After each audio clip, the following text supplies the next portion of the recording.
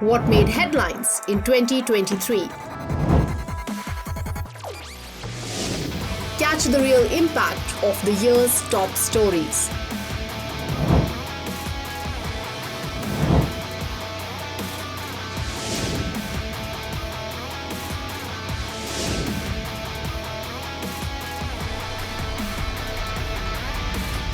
Watch the 2023 year-end specials only on the Business Standard Morning Show from 22nd to 29th December.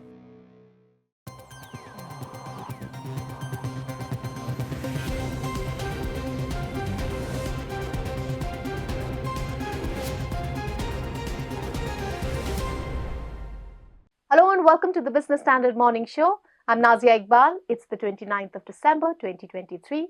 And here are the questions we will be answering today. Can alcohol lift Gift City's spirits?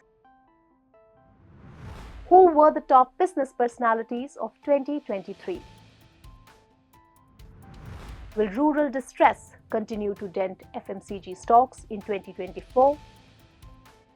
And what is the Amrit Bharat Express?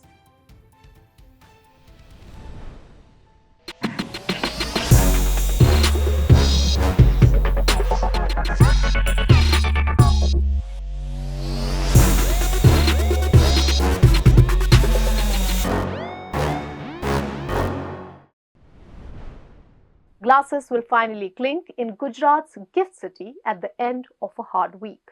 The dry state has given the Special Economic Zone freedom to serve alcohol to employees and authorized visitors.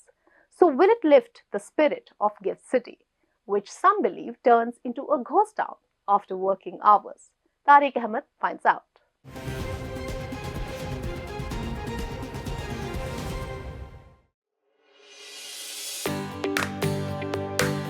The Gujarat government will host the 10th edition of Vibrant Gujarat Summit in January next year. And just over a month before, on December 22nd, it relaxed its 63-year-old liquor prohibition law at the Gujarat International Finance Tech City, which is popularly known as Gift City. Under the new scheme of things, people employed in the Gift City as well as authorized visitors will be given liquor permits which will allow them to purchase and consume alcohol but within the confines of the Gift City.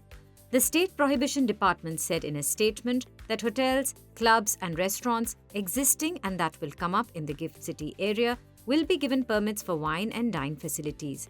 While hotels can serve the liquor on the premises, they cannot sell bottled alcohol. The Gift Management had in 2020 written to the Superintendent of Prohibition and Excise for a relaxation in liquor laws. The nod came over 3 years later. But the new law is yet to be implemented as the government will issue a notification for this. Manufacturing, storing and consuming alcohol is prohibited in Gujarat, but there are a few exceptions. Liquor permits are given on health grounds for people who are above 40 years, and the government also issues these permits to visitors and tourists. But they will not be allowed to consume liquor in Gift City, which will have an altogether different permit. So why has Gujarat allowed the opening of bottles in Gift City? Experts believe it is a clear attempt to woo talent and foreign investors to Gift City, which is located on the outskirts of Gandhinagar. Gift City is India's first greenfield smart and international financial services center being developed on the lines of Singapore and Dubai. The Global Financial Centers Index 2023 ranked it at 67, moving up from 75 in its ranking of international financial services hubs.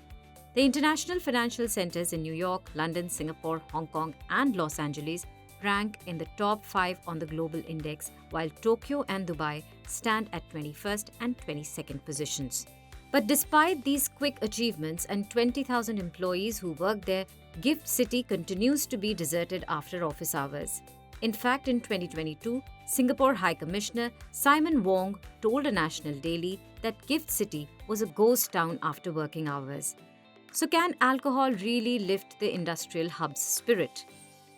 It's not alcohol. It's not just alcohol. It's the symbolism that you are becoming international. And what this tells us is that the government is open to making the right moves to make sure that it will truly be an international setting from which to operate. absolutely fantastic move on the part of the government to remove the ban on liquor in Gift City. I think it will make it truly an international setting and a destination for a lot of businesses to move there. Already the real estate there is shooting up. Uh, no space is available for rental, and whatever was available to buy has gone up in value immensely. And this move will actually change things dramatically for Gift City and for everybody else who's operating from it.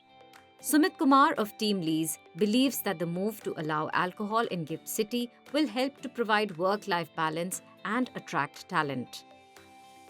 While Gift City has attracted a lot of foreign interest, we've seen, major institutions and business houses coming and setting up their offices there.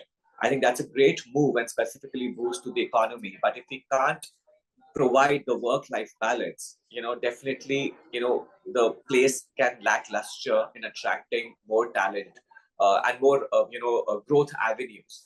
And we've seen that happening something in Gulf, right, which had a lot of stringent laws and policies. But in order for, taking a huge step towards modernization, how, these countries have accepted some of the global trends to attract global talent and put those destinations in global maps. And I think those locations are the most sought after places to work, live, and get entertained as well. Other measures apart from ensuring work-life balance are also necessary. Deepak Parekh, chairman of HDFC Life and HDFC AMC, in August called for a principle-based inter-regulatory framework for the International Finance Centre at Gift City.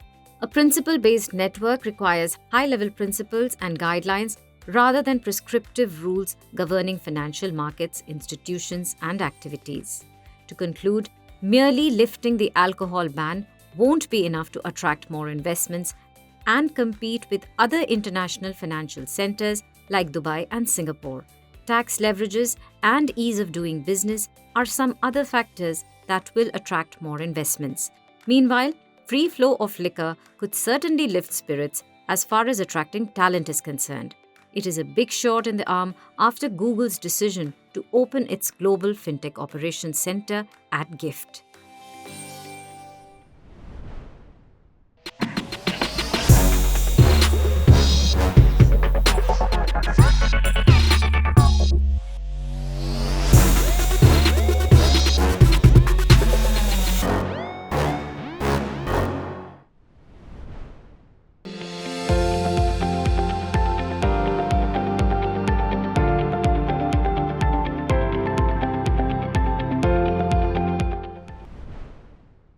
Some news reports meanwhile suggested that Tesla's plan to set up a factory in India is likely to be announced during the upcoming Vibrant Gujarat Summit. This brings us to the Tesla boss, Elon Musk. Musk hogged the limelight after his 2022 takeover of Twitter, which was renamed as X this year. Apart from Musk, there are 4 other personalities which have kept news persons busy and people hooked in 2023. Tariq Ahmed sheds some light on them in this year-end special.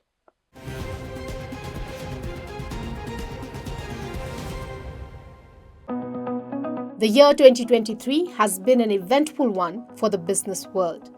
OpenAI's ethical dilemma, the Adani Hindenburg row, N.R. Narayan Murthy's call for a 70-hour work week, succession plans at Reliance, and the evolution of X are some of the highlights of 2023. Starting with OpenAI CEO Sam Altman, let's take a closer look at the top personalities who dominated headlines this year. Artificial intelligence has been one of the greatest innovations in recent years, and the AI system, mainly OpenAI's ChatGPT, grabbed headlines this year. When OpenAI had introduced ChatGPT in November 2022, its founder, Sam Altman, had captured widespread attention. Altman made the news this year too when the OpenAI board removed him from the position of CEO on November 17 for reasons that remained obscure. However, within 5 days, he was reinstated as the CEO of OpenAI. Some significant developments unfolded within those 5 days. Microsoft announced that it would hire Altman to lead its new AI research team. Remarkably, about 700 out of 770 OpenAI employees expressed their intent to join Altman at Microsoft. Later, all board members, with the exception of one, were ousted from their positions. The crisis at OpenAI exposed the divide between AI optimists and those advocating a more cautious approach. The incident reflects the irrepressible role that certain individuals like Sam Altman play in the realm of AI and other technological innovations. Back home, the Adani Hindenburg saga also unfolded as a significant story. US short seller Hindenburg Research accused the Gautam Adani-run group of accounting fraud, stock manipulation, and routing of funds through foreign shell companies. Stocks of the group's listed companies tanked, wiping out $120 billion of shareholder wealth by late February. At the end of 2022, the total market value of all 10 listed Adani companies was 19.6 trillion rupees. That had now fallen to 13.6 trillion rupees as of last week. In a 400-page response, the Adani Group questioned what it called Hindenburg's ulterior motives and rejected the allegations. Amid intense scrutiny, the Supreme Court constituted a 6-member expert committee to probe the allegations. The court also asked market regulator SEBI to investigate any manipulation. The SC-appointed committee couldn't find any regulatory failure, and the SEBI also drew a blank in its probe. The group is now charting a new course by rebalancing its growth ambitions, slowing down big-ticket acquisitions, and strengthening its balance sheet. But at the end of the day, most Adani companies have monopolistic characteristics. They are in the key infrastructure segments in India. So from that perspective, I would think the Adani Group is still, I would say, secure. But at the end of the day, Adani Group needs to work towards more transparency as far as investors goes. There is greater regulatory scrutiny. The SEBI, I would say, scrutiny is still not over. Investigations are still ongoing on the violation of the minimum public shareholding of Adani Group companies. So all these are yet to pan out in 2024. Meanwhile, speaking at an event, Infosys co-founder N.R. Narayan Murthy sparked a debate by suggesting that young Indians should work 70 hours a week if the country has to compete on the global stage.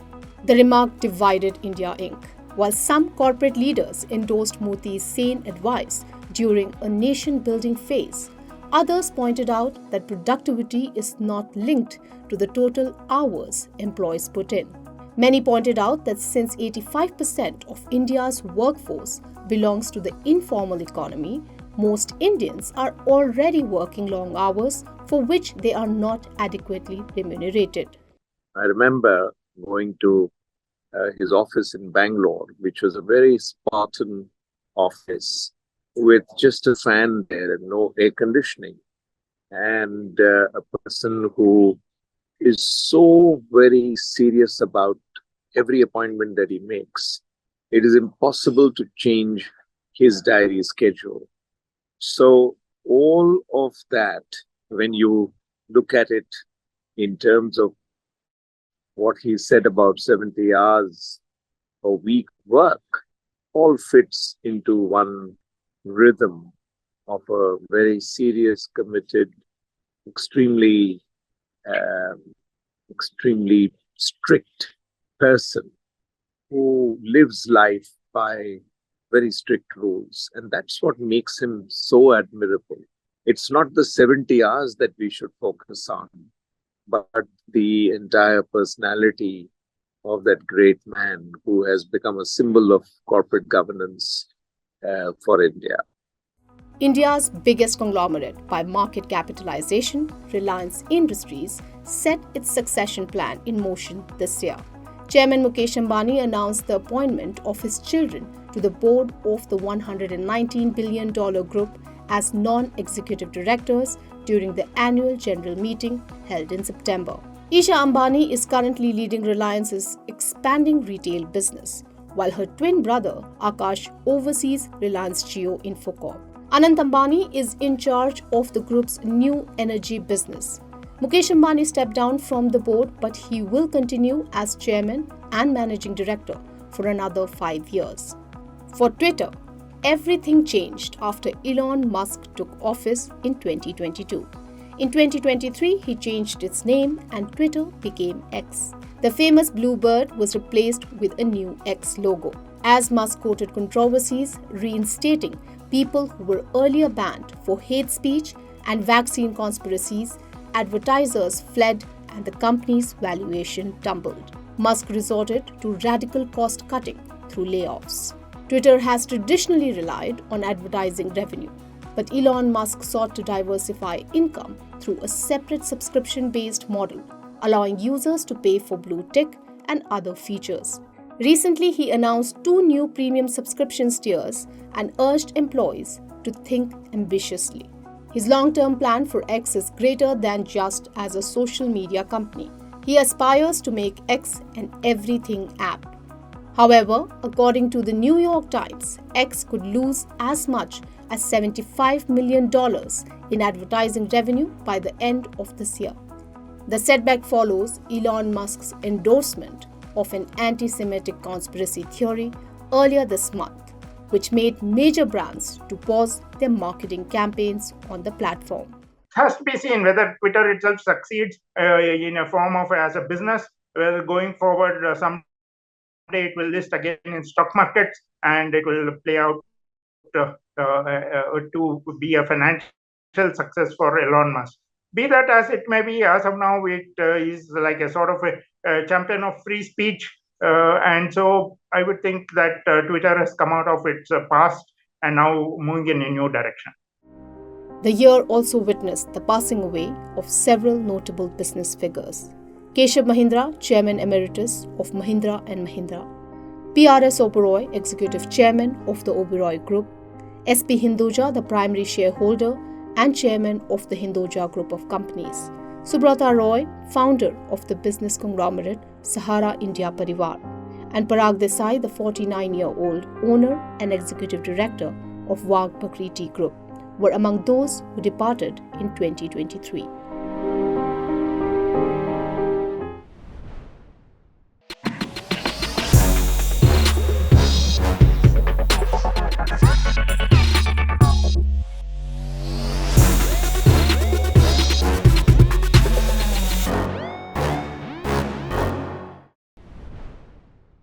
Let's now turn our gaze to financial markets. Weaker than expected festive demand, rainfall deficit, unseasonal rains, and higher commodity prices cooked a difficult-to-digest market recipe this year for the FMCG sector.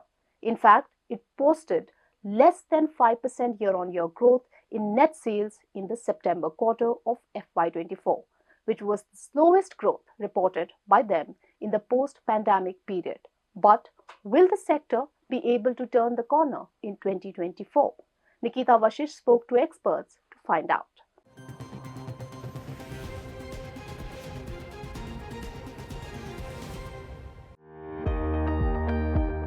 Volatile inflation and erratic rainfall in India made 2023 a challenging year for FMCG companies.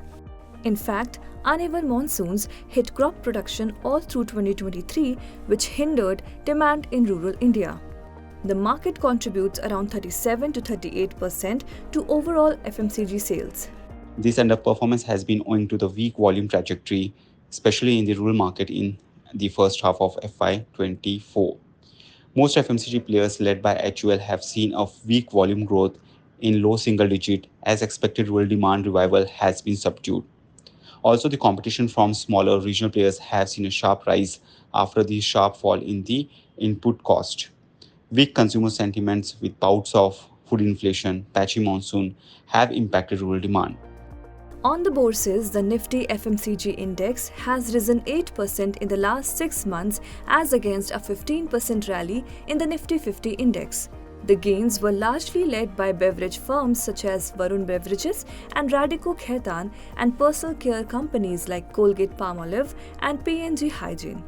Consumer staple companies such as ITC, Hindustan Unilever, Marico, and Britannia Industries Limited, meanwhile, were at the bottom of the deck with returns of -6% to +6%. Going ahead, will the fortunes turn around for the FMCG sector in 2024? With the raw material prices coming down, the companies have again started passing on the benefits to the customers. That should actually revive the demand. Now, with the inflation moderating down and with the disposable income rising as the real rural wages have started improving. There are clearly signs are evident that the rural demand is on a path of recovery. Additionally, higher disposable income on the back of likely election-related stimulus and low base could aid volume growth in 2024, experts said. Consultancy firm EY India expects the FMCG industry to grow at over 10% next year. As an investment strategy, analysts suggest investors adopt a stock-specific approach and bet on stocks with valuation comfort, healthy margin outlook, and diversified portfolio. Sneha Podar of MOFSL likes ITC and Tata Consumer Products, while Ajay Thakur of Anand Rathi prefers HUL, Godrej Consumer Products, and Imami. From a long-term perspective, structural tailwinds due to rising disposable incomes, rapid pace of urbanization, and lower penetration of branded products point to a multi-year growth opportunity for the FMCG sector. Today, on 29th December, global trends will guide the markets.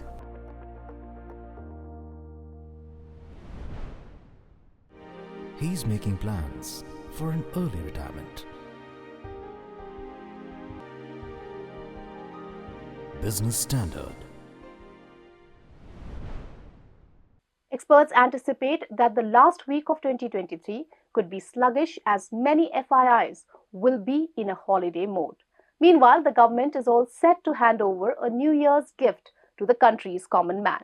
Prime Minister Narendra Modi will inaugurate Amrit Bharat Express on 30th of December, most likely from Ayodhya. But how is it a gift for the common man, and how different is this train from others? Ayush Mishra has the answers.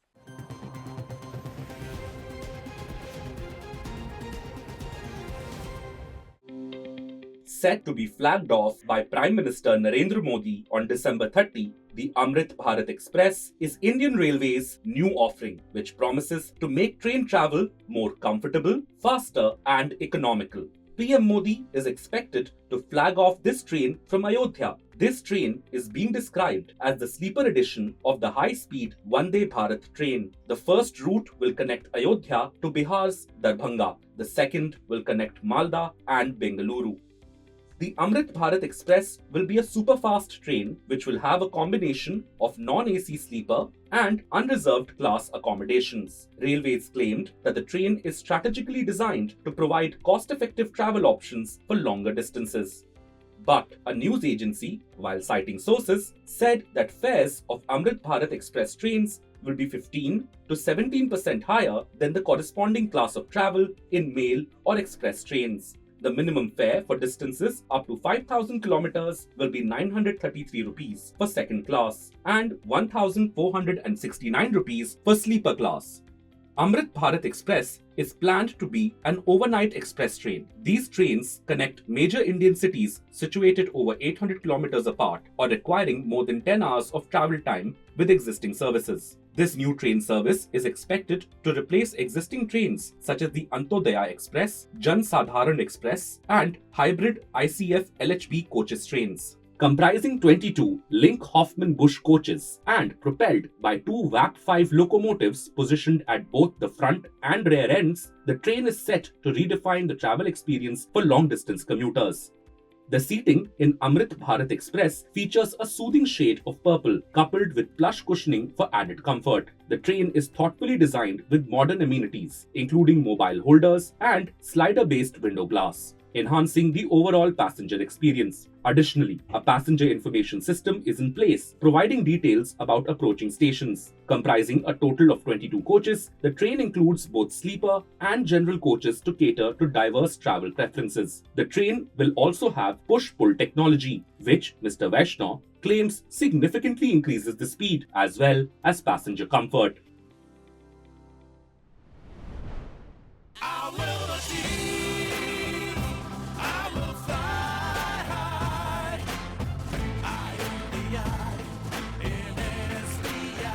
I'm backed by the nation's trusted bank, SBI, the banker to every Indian. Railway Minister Ashwini Vaishnav recently said that the government is planning to introduce 3,000 new trains in the next 4 to 5 years to meet the growing rush. Well, that's all we have for you today. For more news and analysis, please log on to business-standard.com. Thank you for watching.